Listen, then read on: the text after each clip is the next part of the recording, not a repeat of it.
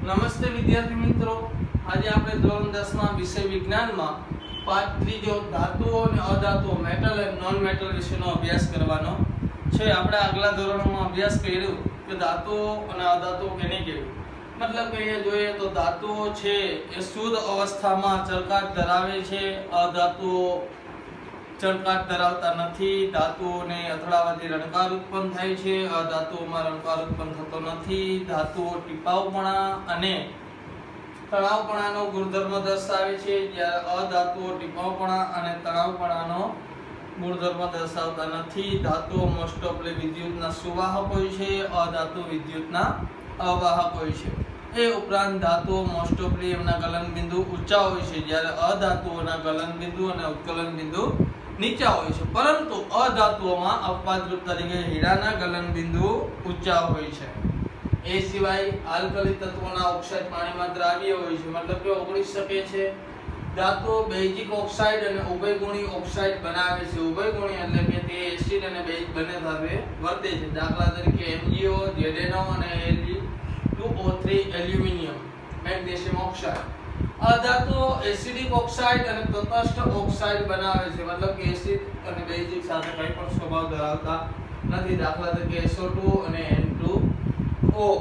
એના વિશે આપણે જોઈએ તો એ સિવાય ધાતુઓમાં ઘણા બધા એવા ગુણધર્મો હોય છે જે ધાતુઓ એસિડ અને પાણી સાથે પ્રક્રિયા કરી H2 વાયુ મુક્ત કરે છે, જ્યારે અધાતુઓ એસિડ અને પાણી સાથે પ્રક્રિયા કરીને H2 વાયુ મુક્ત કરતી નથી।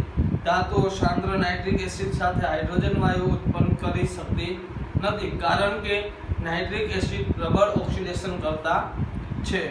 ધાતુઓને તેની ક્રિયાશીલતાના ઉતરતા ક્રમમાં ગોઠવતા સક્રિયતા શ્રેણી મળે છે, જ્યારે શ્રેણીમાં ઉપરના તત્વો વધુ સક્રિય હોય છે અને જ્યારે નીચેના તત્વો છે એ ઓછા સક્રિય હોય છે।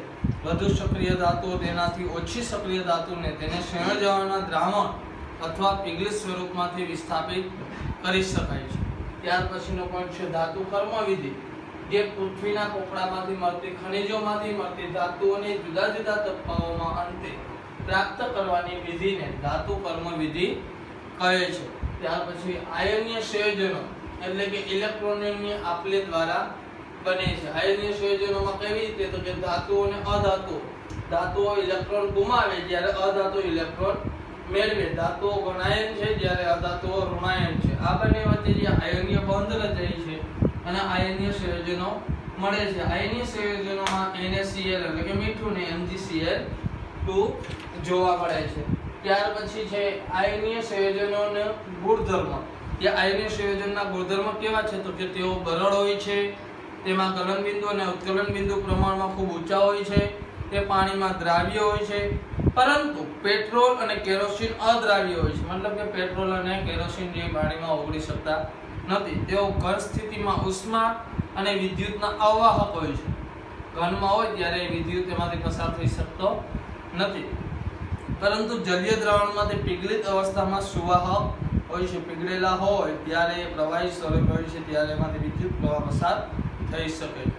ગુંજન, ગુંજન કેલ્સિનેશન અને પીગળન। ગુંજન કેને કહેવાતું કે સલ્ફાઇડ યુક્ત કાચી ધાતુને વધુ માત્રામાં હવાની હાજરીમાં સખત ગરમ કરવાથી ધાતુ ઓક્સાઇડમાં ફેરવાય છે અને બાષ્પશીલ અશુદ્ધિઓ દૂર થાય છે, તેને આપણે ગુંજન કહે છે। બીજું છે કેલ્સિનેશન, જે કાર્બોનેટ કાચી ધાતુ મર્યાદિત માત્રામાં હવાની હાજરીમાં ગરમ કરતા ધાતુ ઓક્સાઇડમાં ફેરવાય છે અને બધી બાષ્પશીલ અશુદ્ધિઓ દૂર થાય છે।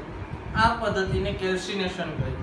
અને પીગળિત એટલે કે ધાતુનું કોઈ પણ પીગળેલું સ્વરૂપ, જેને પીગળન તરીકે ઓળખવામાં આવે છે। ત્યાર પછી અપરૂપ, કાર્બનના અપરૂપો હીરો, ગ્રેફાઇટ અને ફ્લોરિન છે, જે એક કરતા વધારે એના અપરૂપો છે। બીજું છે મિશ્ર ધાતુ, બે કે તેથી વધુ ધાતુઓના અથવા ધાતુ અને અધાતુઓના સમાન મિશ્રણને ધાતુઓનું મિશ્ર ધાતુ કહે છે, જેમ કે બ્રાસ, બ્રોન્ઝ, સ્ટેનલેસ સ્ટીલ વગેરે।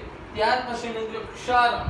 ક્ષારણ કેને કહેવાતું કે ધાતુઓનું ક્ષયન થવાથી ક્રિયાઓને ધાતુ ક્ષારણ કહે છે, મતલબ કે લોખંડને કાટ લાગવો, પિત્તળની અંદર લીલા ડાઘ થવા, તાંબામાં કાળા ડાઘ કે લીલા ડાઘ પડવા, એ ધાતુઓનું ક્ષારણ છે। અહીંયા આપણે આ પાઠનો અભ્યાસ આટલો પૂર્ણ કરશું.